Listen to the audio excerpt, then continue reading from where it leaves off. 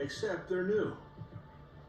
Crafted from local clay, the pots are both lightweight and durable, and their appeal is truly timeless. The potter gathers her own clay.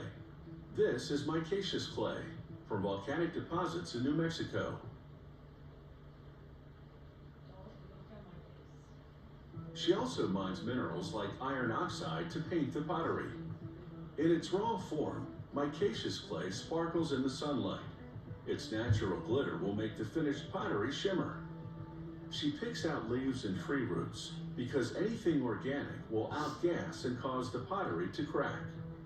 She transfers the clay to a bucket of water. After 3 or 4 days, it dissolves, and she filters it to remove smaller contaminants. Once the clay thickens to a gravy-like consistency, she transfers it to a fabric-lined mold. She leaves it to set and coagulate to a dough-like consistency. She kneads a chunk of it to remove air bubbles. She then shapes it into a bowl. It will serve as the base of a traditional storage pot. She scrapes the pot base inside and out to thin it as it dries. The thinning process also works the clay into a harder state. She moistens the tip of the bowl to make it malleable and flattens the edge, creating a foundation to build up the pot. She now rolls another piece of clay into a long, thin strand and coils it around the pot. She blends the strand into the pot base and then shapes it to extend the pot upward. The process is called coiling. She continues to build up the coils, blending them until they become completely enmeshed and seamless to the rest of the pot. As she coils and blends, she turns the pot inward, creating a shoulder near the top. She smooths the lip and thins the extensions to ensure the thickness is consistent. This will prevent structural weakness. In the hands of a skilled artisan, a lump of clay has become a pot, but there's more work to be done. She narrows the opening.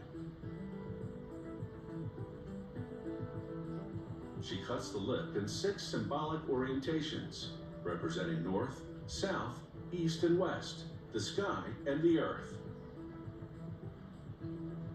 She scallops the edge in the direction of the cuts to accentuate them. She smooths the pot with a wet sponge. Before dawn, when the wind is low, she lights a fire and places the pots directly into it.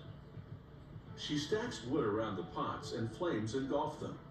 This changes the clay's molecular structure so that it can never turn back into sticky mud. She covers the fire with a metal tub. The flames subside and the pots cool. Curing clay over an open fire isn't an exact science. Heat is uneven, and this causes fracturing. 20% of these clay pots will be damaged. She examines them carefully and rejects anything that is not intact.